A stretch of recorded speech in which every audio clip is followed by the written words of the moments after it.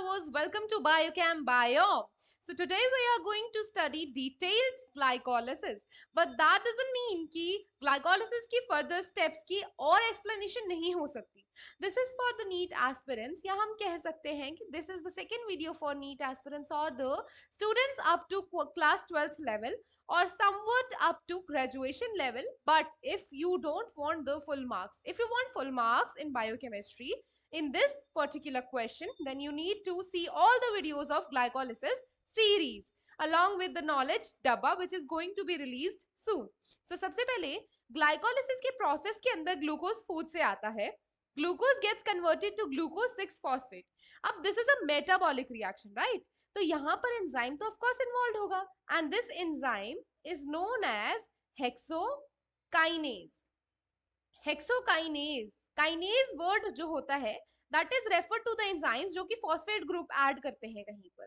ठीक है, तो ग्लूकोज में फॉस्फेट ग्रुप और ऐड हुआ है 6 पोजीशन पे जो कि एटीपी से टूटकर बना है. This is an irreversible process and यहाँ एडीपी बाहर आ गया और फॉस्फेट जो था यहाँ पर जाकर जुड़ गया. तो हेक्सोकाइनेज एंजाइम की हेल्प से हुआ. हेक्सो इसलिए लगा because this is a 6 carbon sugar and kinase means that it is going to break the ATP to ADP and give the phosphate group to the substrate. Now second reaction here is formation of fructose 6-phosphate. So this glucose 6-phosphate is going to get converted to fructose 6-phosphate. This fructose 6-phosphate conversion is actually a reversible reaction. तो ये भी एक important question बन जाता है कि कौन कौन सा स्टेप इरिवर्सिबल है और कौन कौन सा स्टेप रिवर्सिबल है. इसकी हम लोग समरी लास्ट में देंगे इस वीडियो के. सो पहले हम देख लेते हैं किसके एंजाइम्स क्या हैं और क्या क्या स्टेप्स के अंदर इन्वॉल्व है. राइट, तो इसके अंदर जो एंजाइम इन्वॉल्व होता है that is known as phospho gluco और phospho glucose isomerase. So basically हम देखते हैं कि फ्रक्टोज और ग्लूकोज आइसोमर्स है. राइट, तो यहाँ पर एंजाइम आइसोमरेज यूज हुआ and this is a phosphoglucose molecule. तो इसीलिए this is phosphoglucose isomerase. Now next step में हम लोग अब फिर से एक फॉस्फेट ग्रुप ऐड करेंगे और फ्रक्टोज 1,6 बिस फॉस्फेट बनाएंगे. Right, this is the third step and this is also an irreversible step. That means कि ये वापस नहीं जाता. राइट, तो एक बार फ्रक्टोज 6 फॉस्फेट से फ्रक्टोज 1,6 बिस फॉस्फेट बन गया. 1,6 बिस फॉस्फेट अगर बन गया तो ये वापस नहीं जाने वाला. This is an irreversible step, the third step. So यहाँ पर भी एक एटीपी टूटेगा and it will form ADP.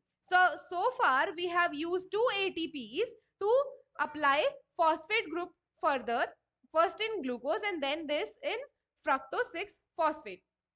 तो अब यहाँ पर एंजाइम जो यूज हुआ है दैट इज नोन एज फॉस्फोफ्रक्टोकाइनेज.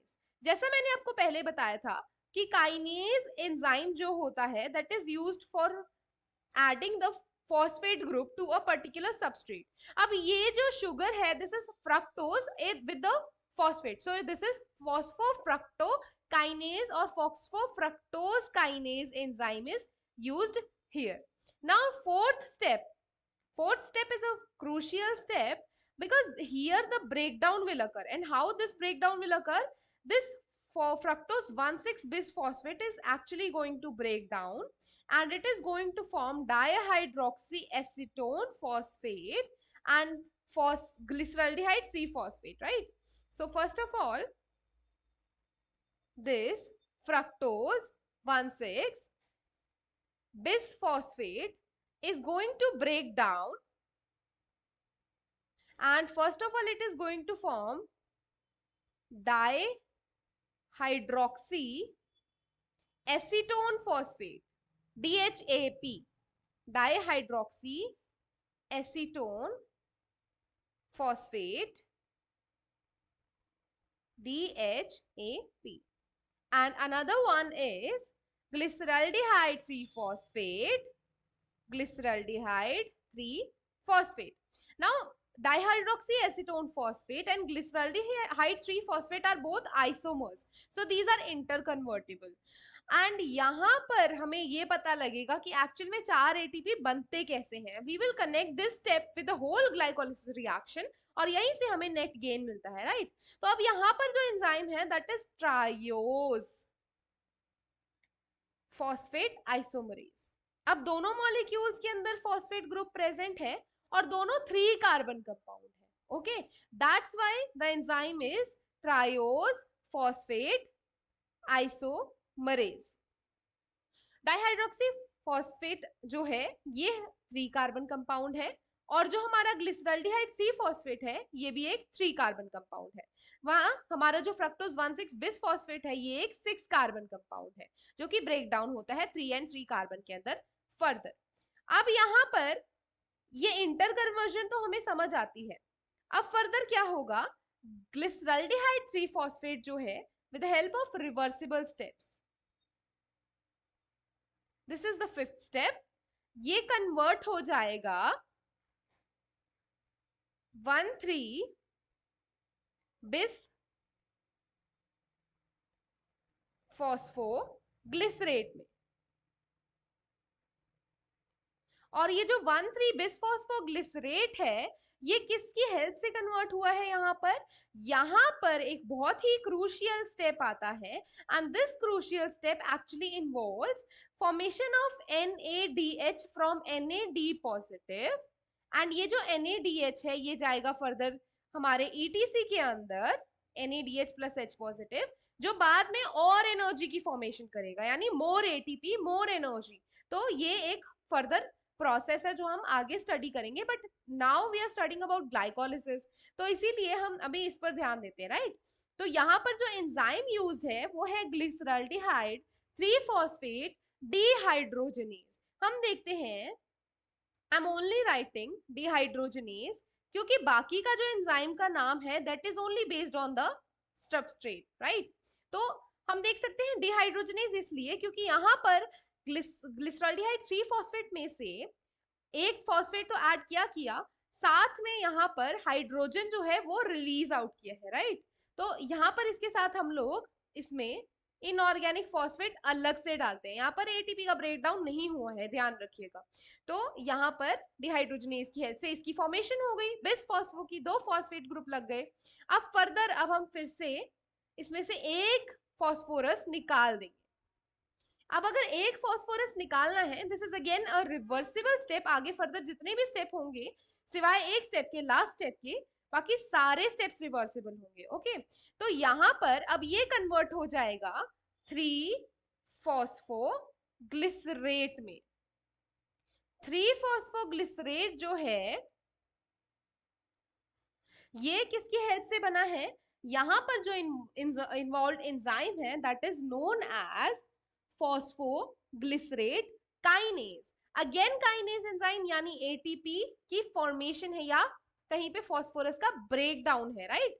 तो अब ऊपर जो 1,3 डाइफॉस्फोग्लिसरेट था उसका एक फॉस्फोरस टूटेगा और एटीपी में जुड़कर एटीपी बना देगा, राइट. अब ये जो चीजें हो रही है ना ये 2 टाइम्स होंगी क्योंकि डाइहाइड्रोक्सी एसीटोन फॉस्फेट भी आकर कन्वर्ट होगा ग्लिसरल्डिहाइड 3 फॉस्फेट के अंदर. इसलिए यहाँ पर एक्चुअल में दिख तो हमें एक एटीपी रहा है बट 2 एटीपी की फॉर्मेशन हो रही है एक साथ, राइट. तो यहाँ पर जो एंजाइम है दैट इज फॉस्फोग्लिसरेट काइनेज.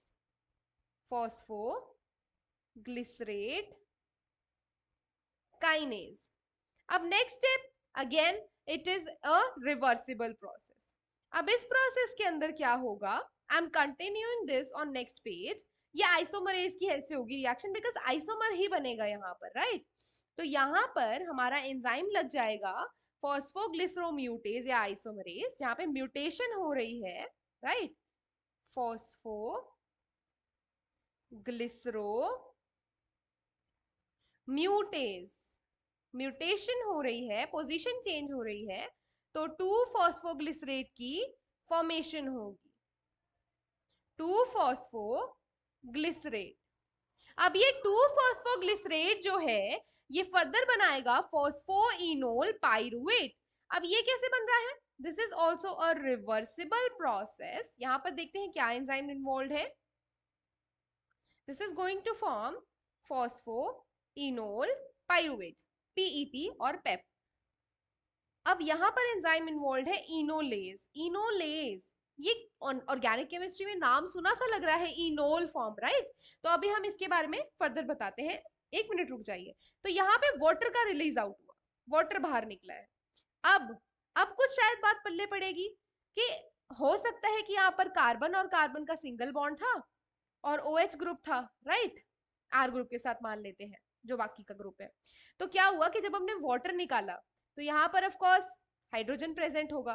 तो जब वाटर निकला तो यहाँ पर एक ईन बन गया, यानी एल्कीन ग्रुप आ गया, डबल बॉन्ड आ गया, और ये ऐसे फर्दर कंटिन्यू हो गया, राइट। और यहाँ पर ये OH ऐसा ही रहा, राइट।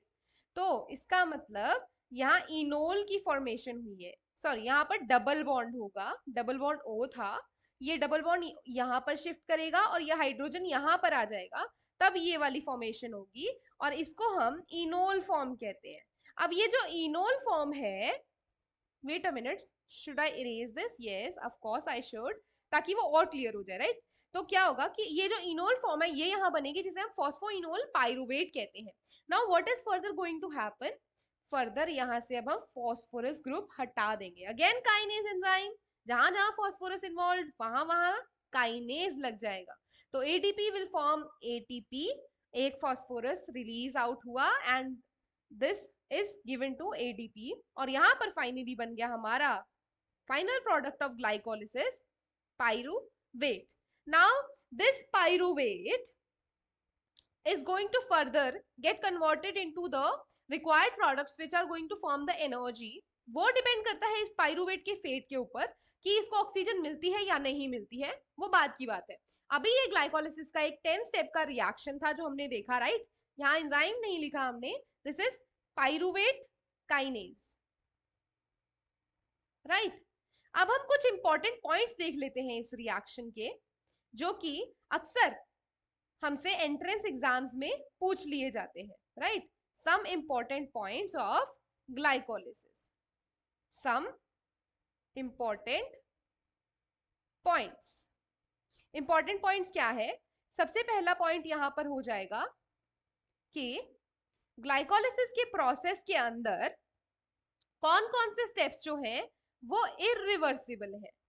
इरिवर्सिबल स्टेप्स तो वो हैं जो वापस नहीं जाते, राइट। तो वो कौन कौन से थे? फर्स्ट स्टेप था, थर्ड स्टेप था एंड 10th स्टेप था। फर्स्ट स्टेप के अंदर क्या बना था? Glucose 6 phosphate. थर्ड स्टेप के अंदर क्या बना था? Glucose fructose 1,6 bis phosphate. And 10th step के अंदर क्या बना? Pyruvate, right. अब सेकेंड क्वेश्चन हमसे ये पूछ सकता है कि ATP फॉर्मिंग स्टेप कौन से हैं? ATP forming step. तो ATP फॉर्मिंग स्टेप जो है, पहला स्टेप हो जाएगा हमारा, हम कह सकते हैं 7th स्टेप, और ये एक इरिवर्सिबल स्टेप है। और दूसरा है 10th स्टेप जो कि एक इरिवर्सिबल स्टेप है, right. 7th is reversible and 10th is irreversible. And third question ये हमसे ये पूछ सकते हैं कि ATP गिविंग स्टेप कौन से हैं, या हम कह सकते हैं प्राइमिंग रिएक्शन कौन से हैं। इन रिएक्शंस का दूसरा नाम प्राइमिंग रिएक्शंस है, जहां पर we have to provide with ATP, है ना। जहां पे हमने फॉस्फोरस लगाना था वहां हमने ATP दिया था। तो कौन कौन से स्टेप है? एक हमारा है फर्स्ट स्टेप और दूसरा हमारा है थर्ड स्टेप। तो ये हमारे कुछ स्टेप्स की इंक्लूजन हो गई, राइट। अब हमने कहा था हम डिस्कस करेंगे कि किस तरह से 2 ATP तो हमने पहले दे दिए, ये तो हमें क्लियर है। Let me change the colour of the pen so that we don't get any confusion, right। 2 ATP तो हमने दे दिए in the priming reactions, but हमने कहा था कि 2 ATP का हमें नेट गेन हुआ है। नेट गेन हुआ है, इसका मतलब 4 ATP were formed, and how 4 ATP were formed? 4 ATP were formed because यहां पर जो डाइहाइड्रोक्सी एसीटोन फॉस्फेट है that gets converted to glyceraldehyde 3 phosphate, और जितनी भी स्टेप हुई आफ्टर 5th स्टेप वो सब इंटू 2 कर देंगे हम, यानी डबल हो गया। इसलिए 4 एटीपी बने और इसलिए हमारे पास 2 एटीपी का नेट गेन हुआ। This was all about glycolysis. अब ग्लाइकोलिसिस में जो एंजाइम्स है उनके एक्टिवेटर्स क्या हैं वो हम आगे की वीडियो में